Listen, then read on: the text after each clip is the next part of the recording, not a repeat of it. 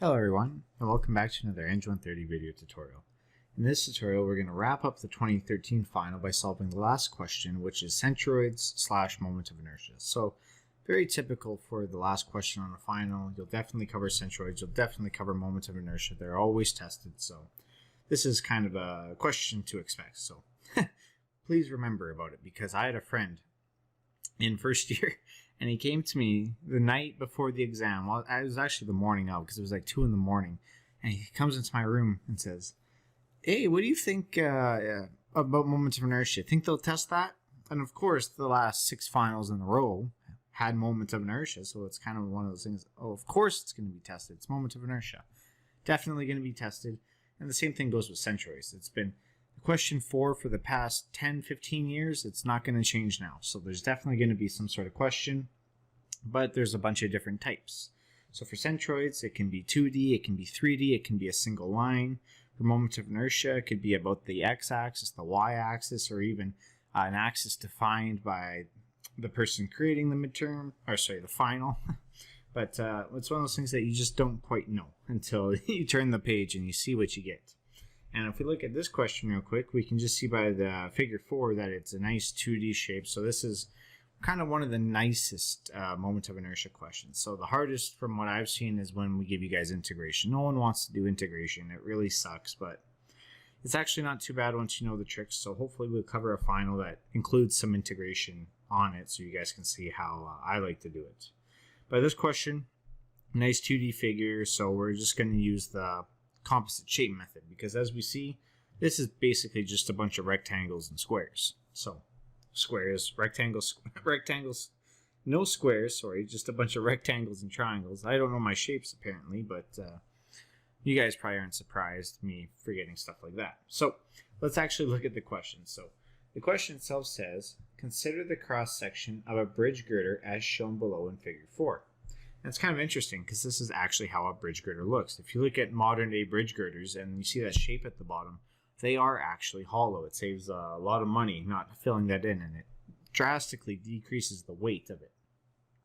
But let's look at the questions. So the first question says, determine the width of the top flange B if the height of the centroid of the cross section, so this y bar, is equal to 0.7 meters. So normally on these questions, I would just go through them one at a time. I would read out A and then I would go down and solve A. But remember, when we're dealing with composite shapes for centroids, most of the time we have to draw, or not draw, but we have to create that, what I like to call the Excel spreadsheet, where we have a bunch of columns using all the parameters. And these spreadsheets are actually closely related to another. So before I start this, question A talks about Y bar. But I want to just kind of see if they talk about X bar, because if that's the case, then we'll actually have basically the same spreadsheet with just a little bit of modification. And if we look at B, it says determine the location of the centroids. So it's another centroid question of the cross section measured from the left hand edge. So it does want X bar in part B. So when I'm creating my kind of my Excel sheet now, I'm going to consider both X squiggle and Y squiggle, just so when I'm doing these calculations, they come off a lot easier. But of course, we're going to have to solve part A before we get to part B, because we have this unknown B right here. And we're going to need that B to determine part B of the question. So we're just going to come down here and we're going to start with part A. Oops, this is not what I wanted to do. Come on. There we go. So we're going to start at part A, and basically it gives us Y bar. It says right at the top of the question that our Y bar is equal to 0.7 meters. And it wants us to solve for the length of one of those shapes, which I highlighted, and that's B. So we know that we have a nice formula for Y bar for a composite shape, and it's Y bar is equal to the summation of AI, Y squiggle I, all divided by the summation of AI. And if you guys remember, kind of looking ahead, this formula is actually going to be the same for X bar, where at the bottom we have the summation of AI. And that's why I'm only wanting to try and do one spreadsheet, because this will be very closely related in the end later. So first thing I'm going to do is I'm going to start creating the spreadsheet. So the first column I always put in is the shape. So I always want to try and figure out a reference of the shape that I want to put in. So my first column, I'm just going to go shape. And that's when I have to come up here and try and segment all my shapes to figure out what shapes I'm going to go with. And again, it's very easy to tell that this is just a combination of a bunch of, I want to say squares and rectangles again, but I'm going to get just destroyed by you guys in the comments. Rectangles and triangles. That's much better. I just about said it again, even after I warned myself. So, looking at this, we're going to start kind of at the top left and work our way down. I see that we have a nice rectangle right here that I'm going to highlight in purple. So every time I create a shape, it does that, but then it kind of messes up. So we got this purple rectangle. And I'm going to call this shape, oops, yeah, see, something like that. I just want to write. I don't want to, I don't want to move the figure. So we got all this shape A. And this is actually really nice considering the fact that I can change the color of my pencil. So hopefully you guys can see all the shapes. So this shape right here, this long one, this is going to be the most interesting to me because this has that B component, and we don't know B, and that's what we're trying to figure out. So I'm going to kind of highlight this, even though it didn't work properly, but I think you guys all know what shape I'm referring to when I say the orange shape here. So I'm going to slowly come across, try and make it a little bit nicer. That's the nice thing about these videos is I can kind of take my time with these. If I was in class, I would probably just move on, and then things start going downhill and everybody laughs at me.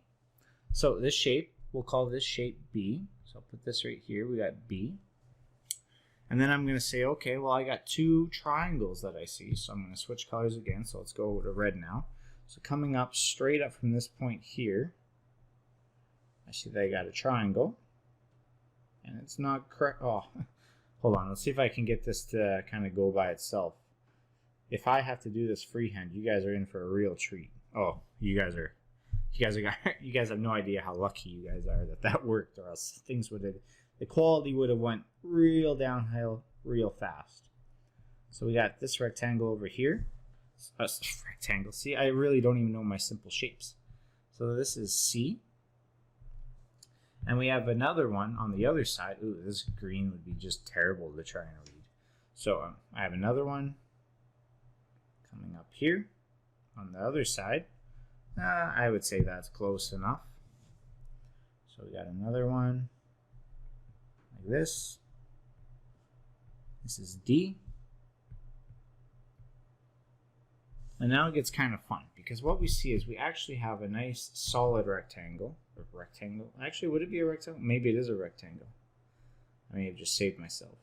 Looks like a square, but it's actually a rectangle. Oh, come on. No, I don't want to do that. Okay, well, you guys know what it actually is, so I'm not going to worry too much. So this one's going to encompass the whole thing. So what we're doing in the composite shape is we're going to treat this right here as a solid. The whole thing right here. And I'm going to put this one as shape E. But we have to account that some of that is actually hollow. And the way that we do that is we put in another rectangle, which is going to be on the inside, which I'll go kind of this darker blue. And when we do the area of this shape, we're going to treat it as negative. So this one, that's because it gave me a square. That's why everything's messing up. So let's try and give myself a rectangle, and then I can modify it accordingly. All right, so that's much better. So then we have this shape right here, which I'm really making it hard to see the dimensions inside. But we have that shape there, and we'll call this shape inside shape F. So the only thing I've really accomplished so far is I made a nice rainbow picture. Haven't really done anything yet. So this is up to you guys to make sure that you guys are doing this kind of nice and fast. For you guys just label them 1, 2, 3, and 4 because you guys will know what shape you're referring to. Save you guys a bunch of time. You guys don't have to color it in like I am doing stuff like that. So the reason why we do this Excel table, I'm just going to call it Excel table. You guys know we're not actually using Excel, of course, is because we're going to put in all the parameters that we need. So from this equation, we need two parameters basically. The first one is going to be AI, and then the second one, oops, I'm going to kind of spread them apart. I'm going to do it nice and big so I'm not running into any room issues. So we got AI, and this will be units of meters squared. And we got y squiggle I. So these are just the two parameters. Oops, that looks like a bar. Y squiggle I. This will be units of meters. And then, of course, the last thing that we need to kind of make our lives a lot easier is we need to find AI yi. So AI times y squiggle. I'm really bad at the squiggle tonight. Y squiggle I. Right over here. And this will have units of meters cubed. So what I'm going to do is I'm going to come across like this. And I'm going to come down. And I'm not sure if we need to have it this long. Actually, area doesn't need to be that big. Area is not going to be that crazy. So we're going to have something like this. And what we're going to do is just for each shape, we're going to figure out the area, the y squiggle, and then the AI, yi. So, and then that's just basically multiplying the two columns together. So right here, for my table, I'm just going to make sure it's very clear. So we got A, we got B in orange. Hopefully this will help you guys refer to exactly what shape I'm talking to. Got C in red. And we got D in green. E in blue. And our last one, which I believe is the dark blue, is F, which is going to be that negative area. So something like this. So this is going to be our table. And at the very end of our table, we're going to kind of finish it off. And I'm going to actually erase these and draw 3 new lines because we need to go a little bit farther. So we're going to come down to, let's say, here. So I'm drawing a nice table because I'm going to use it later. Your table doesn't need to look super nice at all. You guys are going to be in the middle of exam. Just feel free to write everything you guys want. But try and make it legible at least. That's the one thing. So AI, y squiggle I, meters cubed. All right, so that's not a bad table. So now we just have to go through all the shapes and figure out all these parameters. So the first one's area.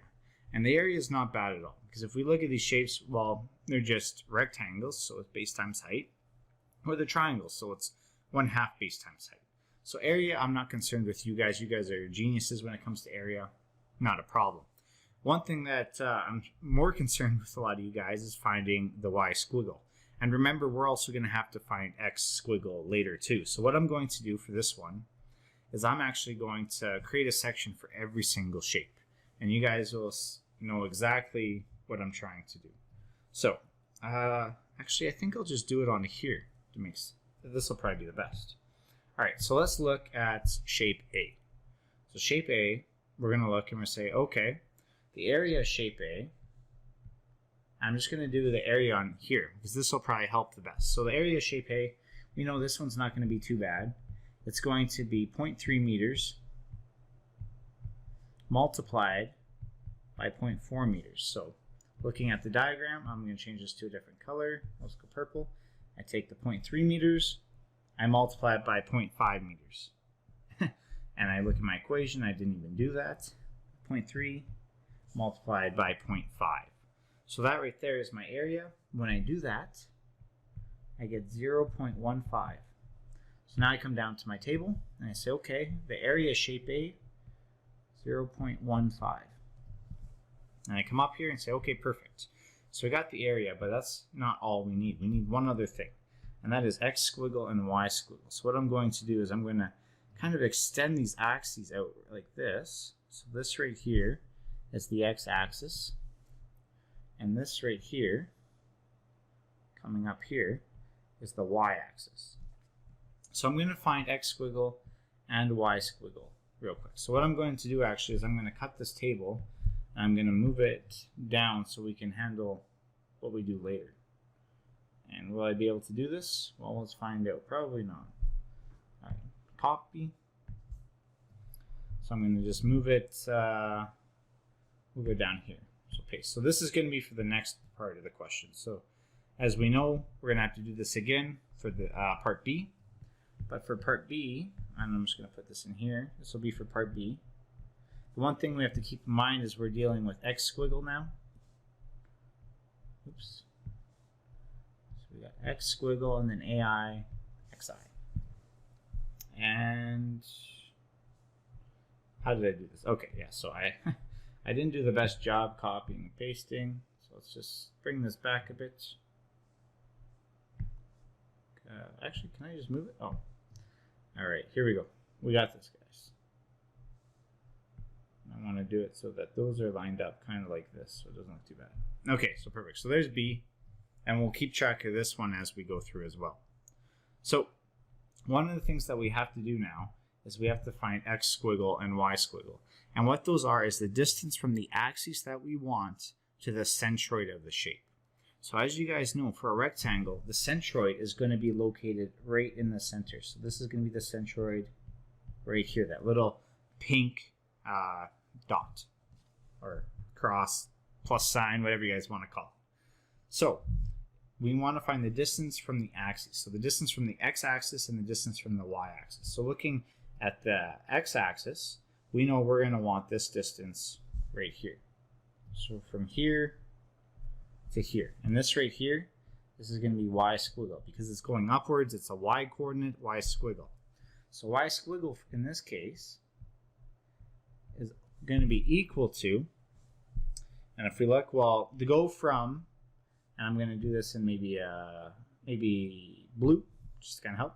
So to go from the bottom to the first shape right here, we know it's 0.8. So in here, I'm going to write 0.8. And then to go from that shape up into this shape right here, I choose a different blue. So up here is going to be 0.2. So 0.8 plus 0.2. And then to go from the bottom of that shape to the centroid, it's going to be, and I guess I'll kind of show it here. So to go from the bottom of the shape all the way up to here, we know it's going to be, oops, wrong color. It's going to be the height of that square, so 0.5 meters. But it's going to be divided by 2, because we're not going the whole height of that rectangle, we're just going to where the centroid is. And by doing that, what we find out is that our y squiggle I is equal to 1.25. So I'm going to come down here. I'm going to say, okay, y squiggle I in this case, well, it's 1.25. And now I can find my AI, yi, so the last column, by just simply multiplying the two together. And when you do that, you get 0.188. So the first column is now done. So it's not bad at all. We have our first column. Now we have to go to the second shape. And the second shape is going to be a little bit different. So I'm going to erase all this. You guys can pause right now if you guys want to see my calculations. I'm not going to do X squiggle because I realize it's going to be a little bit difficult because a lot of the shapes rely on B to find the next X squiggle. So we're not going to get there actually quite yet. So I'm going to do is I'm going to erase this. And we're going to do this all over again for the next shape. So I'm going to leave all these Y squiggle and area up. And we're going to look now at the orange shape. So for the orange shape, it's just base times height again. So the area is equal to the base, which is B, times the height, which is 0.2. So we know that the area is going to be 0.2B. So I can write that down in my table. For B, the area is just going to be 0.2 times B. Come up here. Remember, the next thing that we said is we have to find the distance from the axis to the centroid. So I'm going to actually erase this so no one gets really confused. So we need this Y squiggle. So now our centroid of a square, remember, it's always going to be right in the center, or a rectangle. It's going to be right here. So this is our centroid right here. So we need to find this distance now. This is going to be our new Y squiggle. Right from the axis to the center of the shape. So Y squiggle. So we see to get from the axis to the bottom of the shape, it's 0.8 meters. So 0.8. And then to go from the bottom of the shape to the centroid, it's going to be the height of the shape, which is 0.2 meters, divided by 2. Because we only want to go halfway up the shape. We don't want to go completely up the shape, we just want to get to the centroid. So when we add these two together, we get 0.9. 0.9. So coming down here, I can just write in y squiggle I 0.9. And then I can multiply the 0.2b by the 0.9 to give us our AI, yi, and when I do that, I get 0.18 times b. So as we see, we're going to have b in the AI column and b in the AI y squiggle I column. So that's our last one with b. The rest should be a little bit easier, but even this one, as you guys see, these calculations aren't hard, they're more tedious. One of the things that you guys don't have to do, but I'm not sure if I even recommend it, is in the final, you guys are not required to show all these calculations. All you guys have to do is create this table and just start filling it in. You guys don't have to go and draw lines. But for the Y squiggle, just be careful. I trust you guys, but I don't trust you guys that much, if I'm being honest. Finding these Y squiggles always seem to confuse a lot of students. All right, so let's look at C. So C is our first triangle. So we know that in the area, it's going to be 1/2 of base times height. So I'm just going to throw in the 1/2. And the base of C is the 0.25. So looking down here, it's this 0.25 right there. So we're going to have 0.25. And we're going to multiply it by the height. And the height of it is 0.8 meters. So we're going to have times 0.8. And once you throw all of that in, what you get is 0.1, which is actually very, very nice for some reason. So we're going to come down here and say that the area is 0.1. And if we look, we can actually see that triangle D on the other side, it has the same height and the same base. So we know that for D, it's going to be 0.1 as well. So it's kind of like one of those little time savers that you guys are going to have to try and realize and do, because anything to save you time, that's what we want to go for. Anything to save you time. So we got the areas, so now we need Y squiggle. So the centroid of these, of course, is going to be located up here. So kind of in the corner right here. And it's probably not this high up, but you guys can see. And one thing to notice is the centroid of C and D are going to be located at the same height. So they're going to have the exact same Y squiggle. So this is going to be their Y squiggle right here. So it's from the axis again to the centroid of the shape. So we can see that for Y squiggle, C and D have the same Y squiggle. However, if we were looking at X squiggle, they're different distances along the X axis. So they're not going to have the same X squiggle. That's very important to note. So we know that Y squiggle is going to be 2/3 of the height, which is the 0.8. And when we throw that in, we get 0.533. So we come down here, and again, we know that C and D are going to be the exact same. Oops, picked the wrong color. So we're going to have 0.5. Oh, and it's still doing blue. Huh. Oops. Are you ready? We're going to have 0.533 and 0.533. So in order to find our AI, yi, we just multiply those two together, and we're going to get 0.053 and 0.053. Alright, so now we're 2/3 done the table. Not so bad at all. There hasn't been really any tricks so far. And as you see, there isn't really a whole lot of tricks with centroids. It's just more of a tedious process than a hard process, finding all these things all the time. So I'm going to erase all these, because the next shape we're going to is rectangle E. So even though E has a big hole in it, we're going to still treat it as that solid rectangle. And we're going to deal with the hole in the next shape, which is shape F. So looking at the area of this rectangle, we know it's just going to be base times height. So the area is going to be 0.9 multiplied by 0.8. So where did I get those from? Well, the base of it, it's very clear. It's 0.9, and the height is 0.8. So multiply those two together, and that gives us 0.72. 0.72. And we know that the centroid for this, again, is going to be located right at the center. So it's going to be kind of hard to see, but I'm going to draw a nice pink cross. So we know that the centroid, our Y squiggle, is going to be the distance from the axis to that centroid. And in this case, it's just going to be the height divided by 2. So we're going to have 0.8 meters divided by 2, which is 0.4 meters. Just like that. So we come down here. We just found out that the area is 0.72. We know that y squiggle, the height, 0.4. So we can multiply those together to get our AI, yi, which we get 0.288. So just like that. Now comes kind of not the first trick. It's a little bit of a trick, but I don't really consider it a trick because you guys are also smart. You guys are just going to laugh. And that is shape F. I was going to say H, but we don't even have H. So shape H. And H is a bit of a trick because it's actually not a part of the body. It's negative area. It's removed from the body. So what we do to find the areas, we take the areas we normally would. So I'm going to erase these real quick.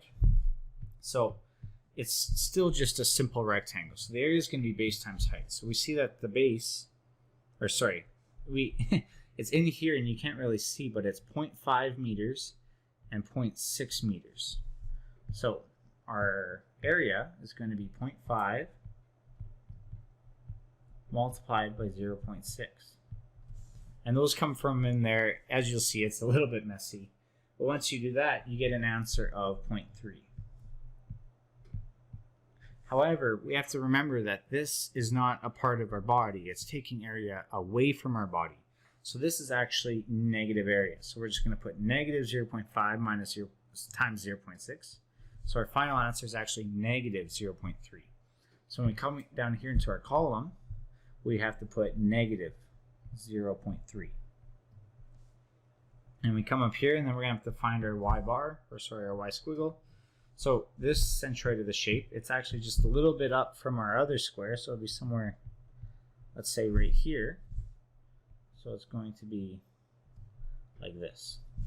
So to go to this centroid, we're going to have to include the base of the shape right here. So I'm going to highlight, or which color can I do this in? Brown. Now let's do this blue. So we need to go from the base to the bottom of the shape, so right here to here. And we know that that's going to be 0.2. So 0.2. And then we have to go halfway up the rectangle to get to the centroid. So we're going to go plus 0.6 divided by 2. And what we get is y squiggle is equal to 0.5. 0.5. So come down here. Oops, I'm going to change color. We know that this is going to be 0.5. And we can multiply those two together to get an answer of negative 0.15. So remember, we have negatives for the area. And this negative, because we're multiplying a by yi, is also transferred over into the last column right there. So very important to note. And the last part, which is kind of the nice and super easy part, is we're just going to sum columns 1 and columns 3. So we're going to take the summation of column 1 and column 3, because those are the ones that go right into our formula at the top. So by summing the area, what we get is 0.77 plus 0.2b. So we don't know b yet, so we can't exactly add it in. And then same thing at the other end, we get 0.433 plus 0.18b. 18b. So now we can use these two to substitute into our formula for y bar. Because we remember that y bar is going to be equal to the summation of ai, y squiggle I, divided by the summation of ai. While looking at our sheet here, we see that at the top, the numerator there, ai, yi, well, we already have that. This is equal to 0.433 plus 0.18b.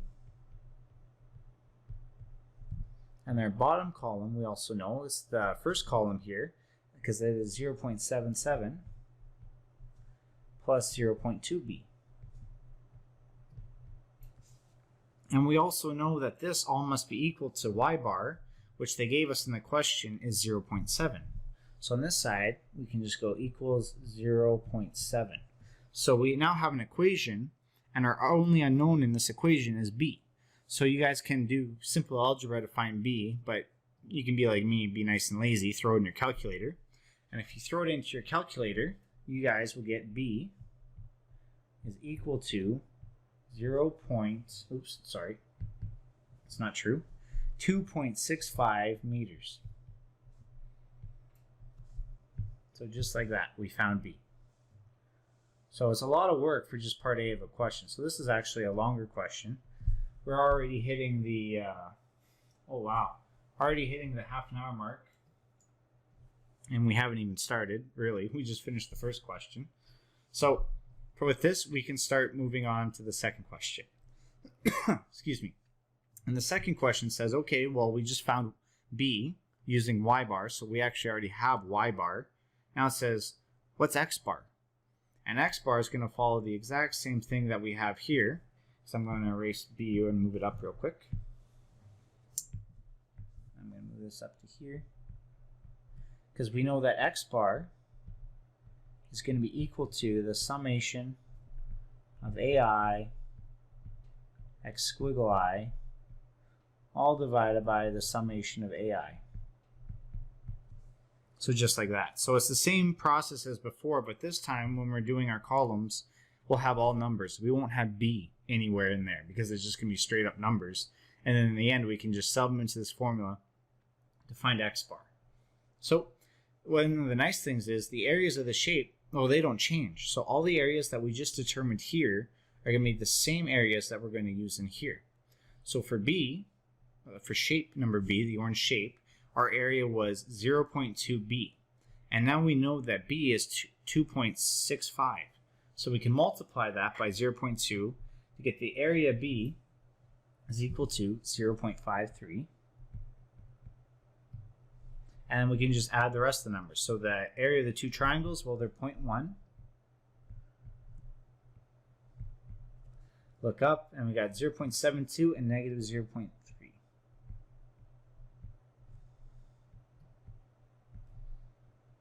So none of those areas change. And that's kind of the nice part, which saves us a lot of time. I'm just going to put the summation here for later. So the only thing that we're going to have to find now is x squiggle for all of these shapes. So before we were looking at vertical distances, but I'm going to erase the area because we don't need area anymore. And I'm going to erase this because we're not looking at y bar anymore. So I'm going to erase this. We don't need this. I'll keep the centroids because we're still going to use the centroids. And I'm going to add the centroids to the other shapes, I guess. Why not? So now we have the centroids of all the shapes. And now we're looking at x squiggle. So what x squiggle is the horizontal distance from the y-axis to the centroid of the shape. So it's the same thing as before. And if we're starting at point A, we know it's going to be from here to here. So it's not a big distance. It's just right here. This is our x squiggle.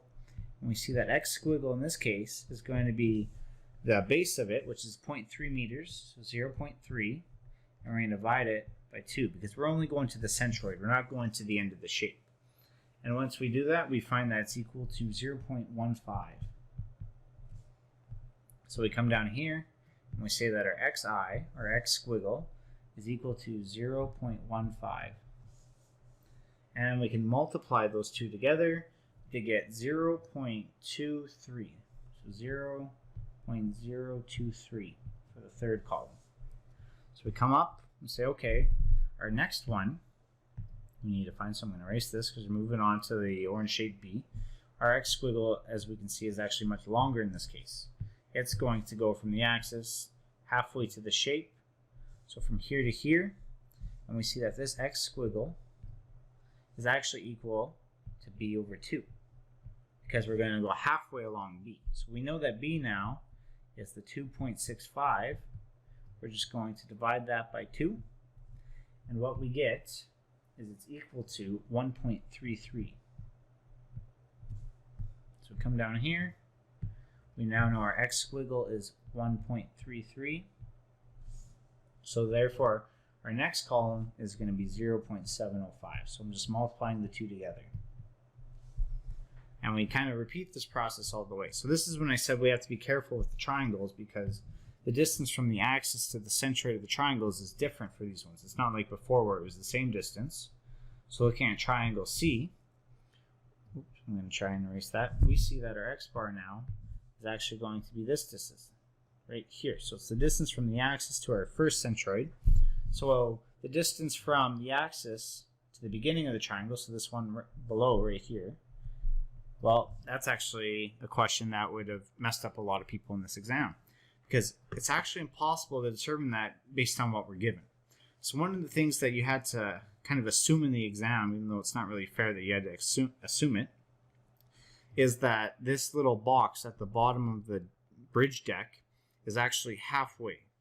So right here, this is halfway across. So this right here is b over 2. That this thing is basically symmetrical. So this distance is b over 2. Because without that, we wouldn't be able to solve for anything. So it's actually kind of not very nice. So what I like to do in these centroid questions, because I'm going to need this distance a lot, I'm going to actually bring this back a bit, all the way to here.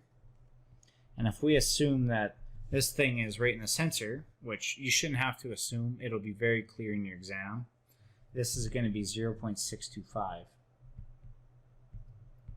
meters. So looking at x squiggle, it's going to be 0.625. So this is from the axis to the start of the triangle. And we know that we're actually going to have to add a 2/3 of the base. So 2/3 of 0.25. So this is going from the start to the centroid. So this little distance right in there. Excuse me. So when we type this or throw this into our calculator up here, what we get is 0.792. So we come down here, say perfect. This right here is 0.792. So our third column is going to be 0.079.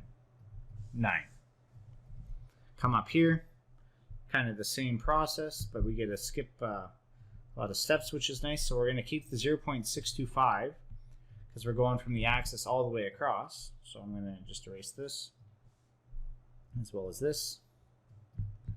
So our new x squiggle is going to start and it's going to go all the way to the other side like this. So to go from the axis to the start of the first triangle is going to be the 0.625, and we're going to go all the way past the first triangle, so this first segment, so it's going to be plus 0.25, and we're going to go past both of the, not both of them, but we go past the rectangle to here, so plus 0.9, and now we know that the centroid's here, so we're only going a little bit into the triangle, so plus 1/3 of 0.25. So this one's a lot messier trying to figure out that distance all the way across. But once you do and you throw it in, you get 1.86. So we come down here, we say, okay, this one's going to be, 1.86. We can multiply those together to get 0.186. So just like this. So as you guys can see, this question, again, it's not very hard. It's just really, really tedious. It's not a lot of fun, not like the other questions, but you got to do what you got to do, I guess. So the next shape we're looking at, and I'm going to start erasing some of this stuff real quick.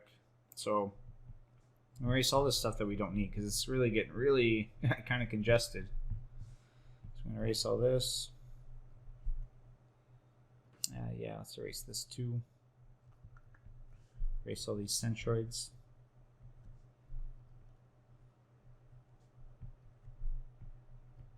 Yeah, wow. Real messy. So this is why it's kind of better to do it in your head. Again, it's very easy to kind of just see in your head or just follow along with the calculator, figuring all this out as you go. But, yeah. I have to show you guys where it all comes from, so none of you guys are super confused. Alright, so now for the... Let's go. So remember, our axis goes up like this. So our X squiggle for the rectangle is going to be right at the center. So we're going to go from here to here.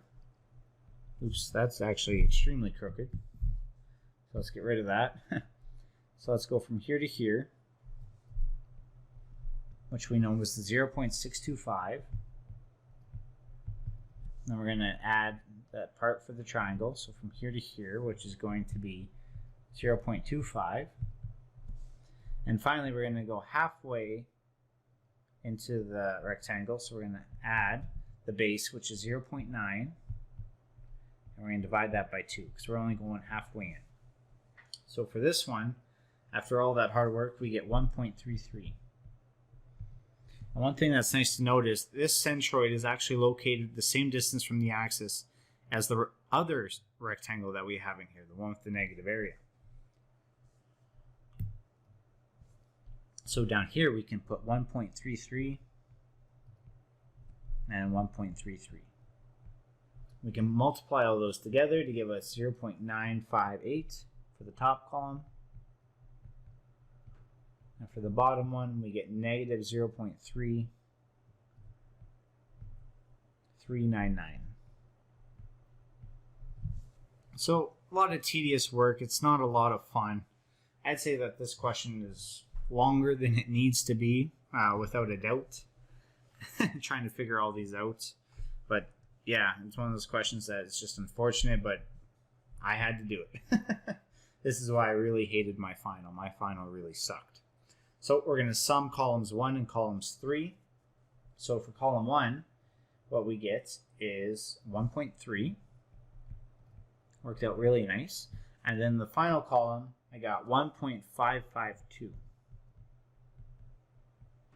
So now all we have to do is sum them. So x bar, remember, is equal to the summation of ai x squiggle I, all divided by the summation of ai, which is going to be equal to 1.552, all divided by 1.3. So when you solve that, you get 1.19, or 1.194 dot dot dot. So what I would put is x bar is equal to 1.19 meters. Then I put a nice little box around it like this. Good to go. Alright, so this is part B. So as you guys can see, we're already 42 minutes in, and we've only done parts A and parts B. And as luck would have it, we're not even close to being done. Well, we're kind of close, but the last part that we have to do is it wants us to determine the moment of inertia. Oops, I'm going to change this back to the blue. Determine the moment of inertia of the section about a horizontal axis drawn through its centroid. And this is actually kind of a real mean question. So what's happened now, I'm going to erase all this, all these pink lines. Yeah, that's probably good enough. Erase this up here. So what happens is we just found the centroid, which we know is 0.7 meters from the x-axis going up. So it's going to be, let's just try and find 0.7 meters and then 1.19. So that's going to leave us, I don't know, somewhere in here. So where this blue is. So this is the centroid of the shape. So what it would like us to do now is find the moment of inertia about this axis right here, which passes through its centroid. So this is going to be kind of a real fun one. But there's actually a trick to this one that makes it really special. So in order to find this, I'm going to come down here. I'm going to go part C. For a composite shape and finding moments of inertia, we use something called parallel axis theorem. And what it is, it's this. It's Ix is equal to I bar x prime plus a dy squared. So basically what this is this first part here is this is finding the moment of inertia of our shape about that specific axis. The I bar x prime is the moment of inertia of the shape about its own centroid. And then, of course, A is the area of the shape, and dy here is the distance from the centroid of the shape to the axis that we want to take the moment of inertia about. Excuse me. So, this is actually one of those kind of nice, tricky kind of qualities that you can have, and it's this. If we want to take the moment of inertia about the shape's centroid, so up here it says nice and clear, it says we want to take the moment of inertia about the horizontal axis drawn through the centroid, so the key here is centroid, Ix. If this is the case, then dy is going to be equal to y bar for the shape minus y squiggle for each one of those shapes. And I'll show you this more into the table as we go. And then Ix, well, that usually just comes from your formula sheet. For rectangle, it's base times height cubed divided by 12. And for a triangle, it's base times height cubed divided by 36. So from this, we can find Ix, so this Ix right here, of every single shape, and then we can sum it all up for each one of the shapes to give us the Ix for the complete shape. So, how do we do this? Well, we're going to want to make another table. And I know it's getting really tiring making all the tables, but we're going to want to make yet another table. And this is why these questions really, really suck, trying to do all these tables. I wonder how many of you guys are put to sleep right now. No one's probably watching this. Oops. No one's probably watching this little end part. Alrighty, so we're going to come down here. Yeah, we'll do something like this. I'm going to modify it a little bit because AI, well, we're going to keep that. That's the area of the shapes. And if we look, it's actually present in this formula too. So we're going to keep AI, except I'm going to move it over a bit because this sheet's going to be a little bit longer. We don't need XI anymore, and we don't need AI XI. So I'm going to get rid of all these. I'm going to get rid of the end here too.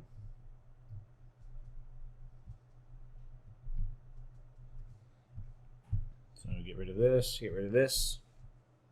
So we don't need the area there. So what I'm going to do is I'm going to draw this. So this is going to be the area of each shape, which we need in our formula. We need dy.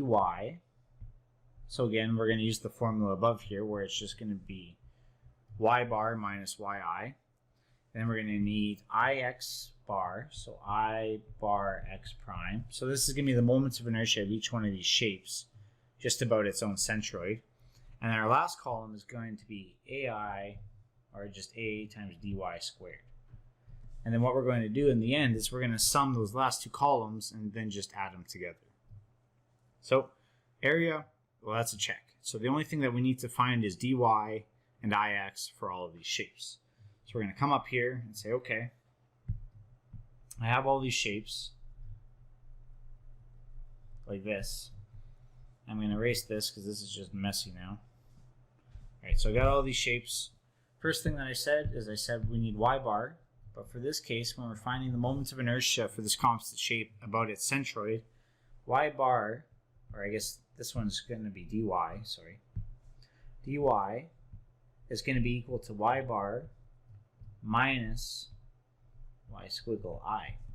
So in this case, we know that y bar is 0.7. It's given to us. And we're going to minus y squiggle I, which we look down here, is 1.25. So minus 1.25. This gives us negative 0.55.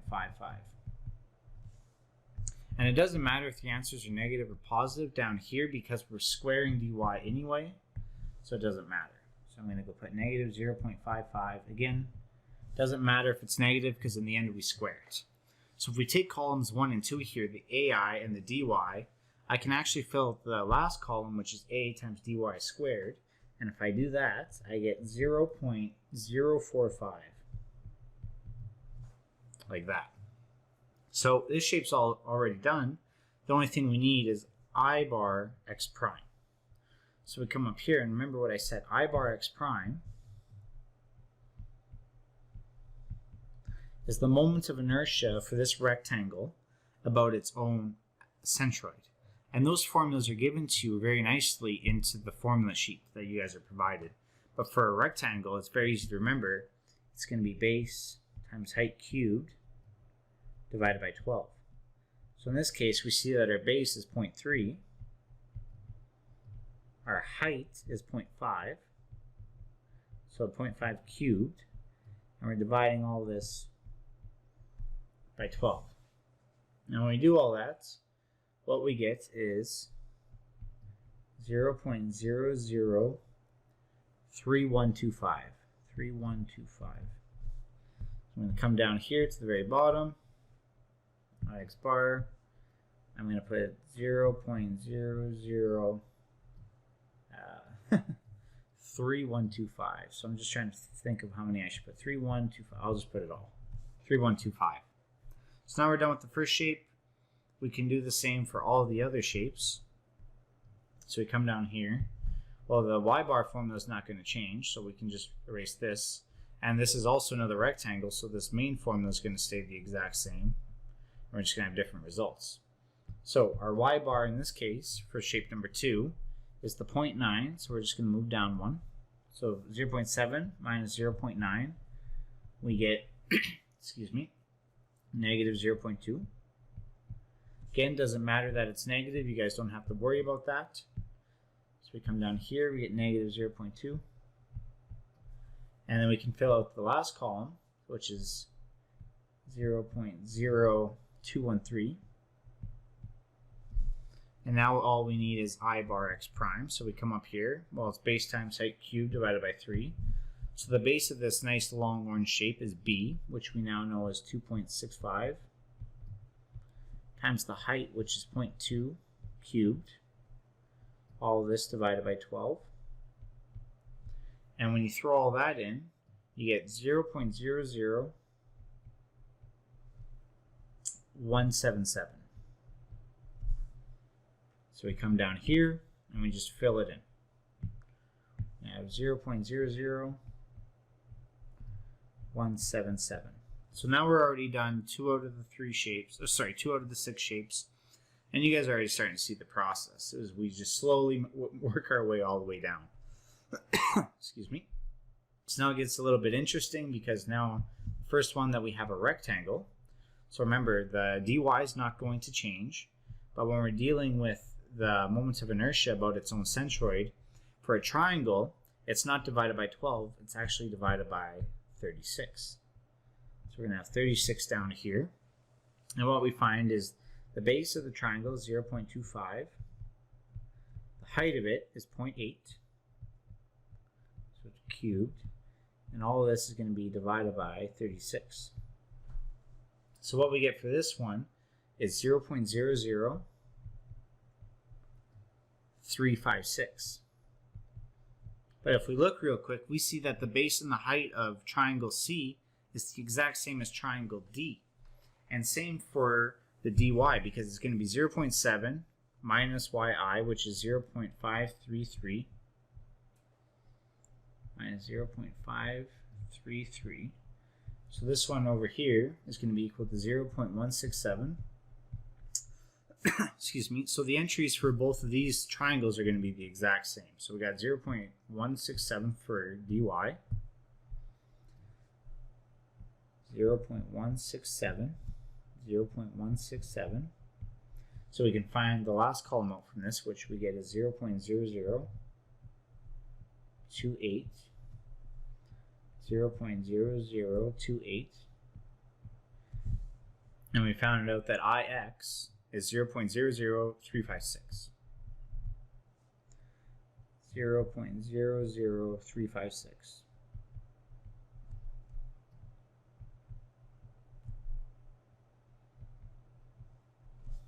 Alright, so now we got 2 left to go. Almost done. Again, not my most favorite example ever, but we're getting through it. So now our only thing left is going to be rectangles. So we can change the base times height cubed down to base time, O divided by 12. We're going to change the 12 to a 36. Not a 36, that's for triangles. We had 12 now. So for shape E, well, you know that the base is 0.9. So we're going to have 0.9 multiplied by the height cubed, and the height is 0.8. And we divide all this by 12. What we get for this one is 0.0384. And then for y squiggle, if we look down here, y squiggle is 0.4. It's 0.4. So we get 0.3 for dy. So we come down here, we put OK. dy is 0.3. So this would make our last column 0.063. And our moment of inertia, we already found, is 0.0384.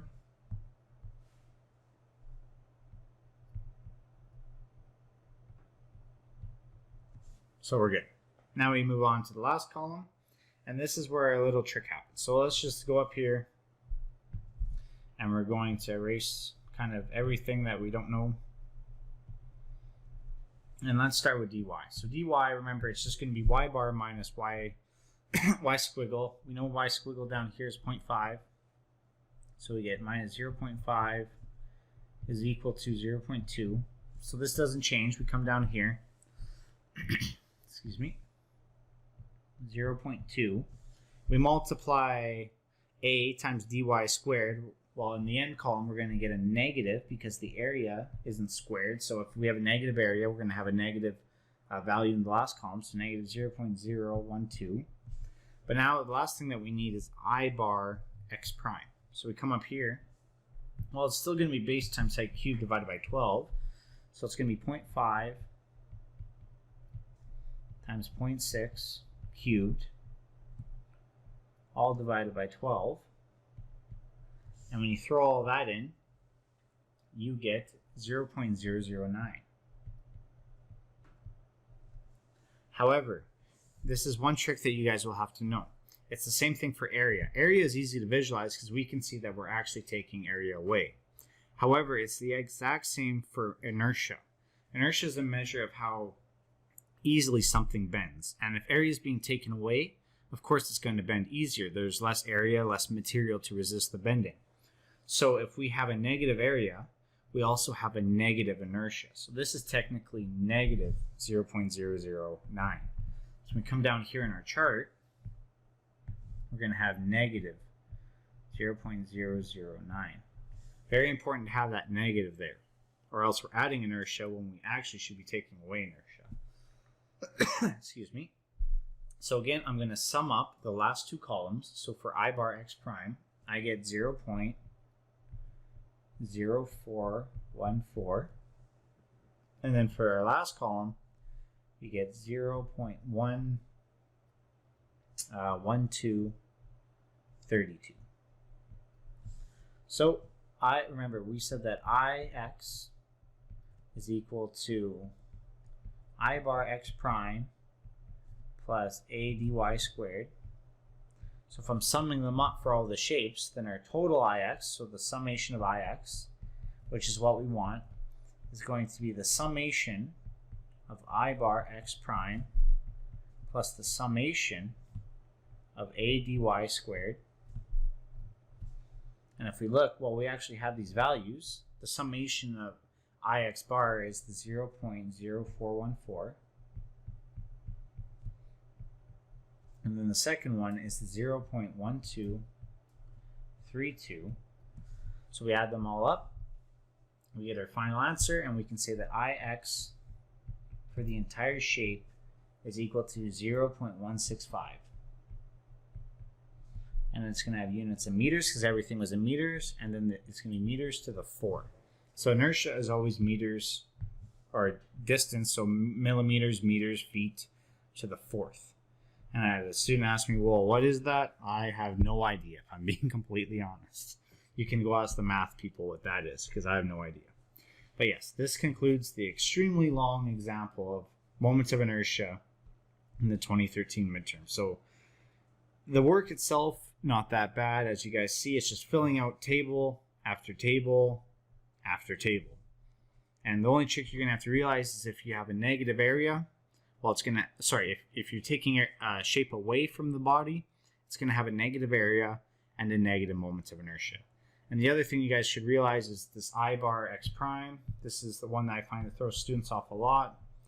Well, if you guys don't know what it is for a certain shape, because remember, it's very easy to remember that for a rectangle, it's base times height cubed divided by 12.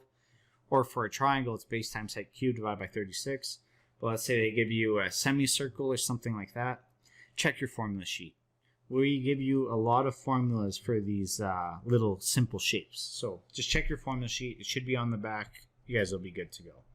So yeah, this concludes this video. Thank you guys all so much for watching. Especially if you made it to this point, I know that this one was probably the most boring video I have made to date. And I agree. It almost put me to sleep, if I'm being honest. Really, really, really boring. So thank you guys so much if you stuck around till the end. We're done the 2013 final. I'm going to start the next one, which is going to be the 2015 final. So I'll see you guys in those videos.